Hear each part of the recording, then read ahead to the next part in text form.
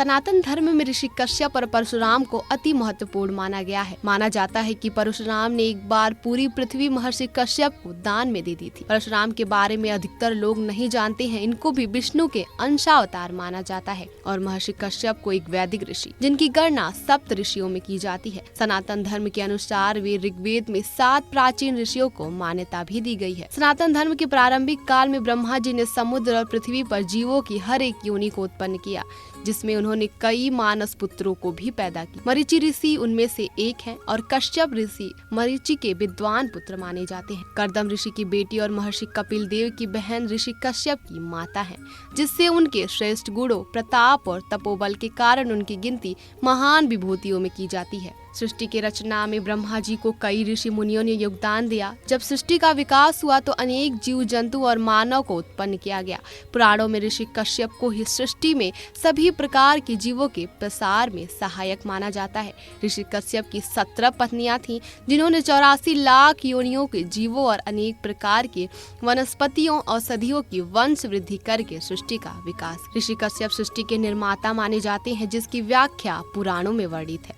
ऋषि कश्यप ने ही संपूर्ण सृष्टि का निर्माण करके पृथ्वी पर जीवों का पालन पोषण किया। कश्यप की पत्नियों ने गर्भ में ही उनके मानस पुत्रों को जन्म दिया, जिससे सृष्टि का सृजन निश्चित हुआ। इसलिए महर्षि कश्यप को सृष्टि के सृजनकर्ता के रूप में भी माना जाता है। ऋषि कश्यप जी के नाम से एक गोत्र आज भी भारत में है, जो कि बहुत व्यापक गोत्र है। कहा जाता है कि जिस मनुष्य का कोई गोत्र नहीं मिलता है तो उसका गोत्र कश्यप जी के नाम से ही मान लिया जाता है, क्योंकि सभी जीवधारियों की उत्पत्ति ऋषि कश्यप से ही हुई है। ऋषि कश्यप के शिष्य थे भगवान परशुराम। पुराणों में कहा गया है कि एक बार परशुराम ने पूरी धरती को जीतकर पृथ्वी को क्षत्रियों से रहित कर दिया और परशुराम ने अश्वमेध यज्ञ किया और उन्होंने पूरी धरती अपने गुरु कश्यप जी को दान में दे दी। और कश्यप जी ने परशुराम से कहा कि तुम यहाँ नहीं रहोगे।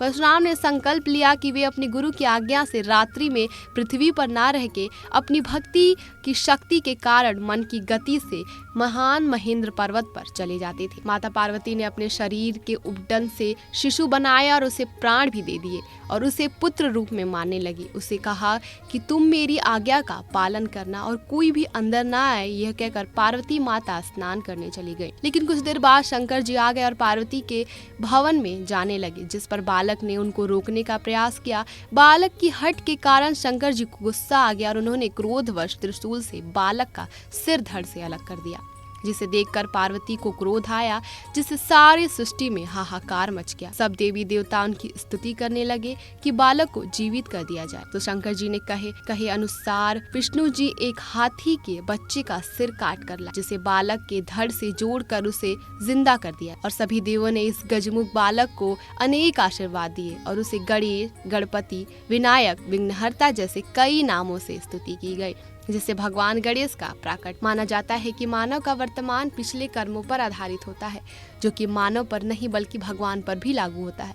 पुराणों में गाथा वर्णित है कि भगवान शंकर को भी ऋषि कश्यप का श्राप झेलना पड़ा था।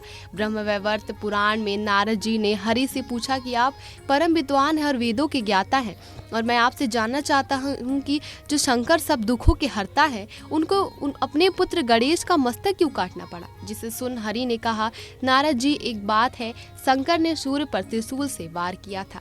सूर्य भी शंकर के समान ही शक्तिशाली हैं, लेकिन त्रिशूल के वार से सूर्य अचेत होकर रथ से नीचे गिर पड़े। और कश्यप जी ने देखा कि मेरा पुत्र मरने वाला है, तो वे सूर्य को छाती से लगाकर विलाप करने लगे, जिससे सारे देवताओं में हाहाकार मच गई। कश्यप जी जोर जोर से रोने लगे और पृथ्वी पर अंधेरा छा गया।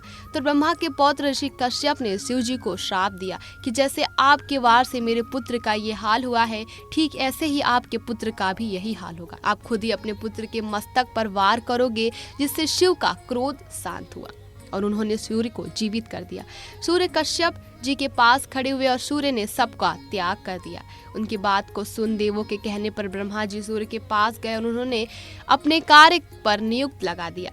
ब्रह्मा, शिव और ऋषि कश्यप जी ने सूर्य को आशीर्वाद दिया और अपने अपने धाम को चले गए और सूर्य दिनचर्या अनुसार अपनी राशि पर आरूढ़ होकर विचरण करने लगे।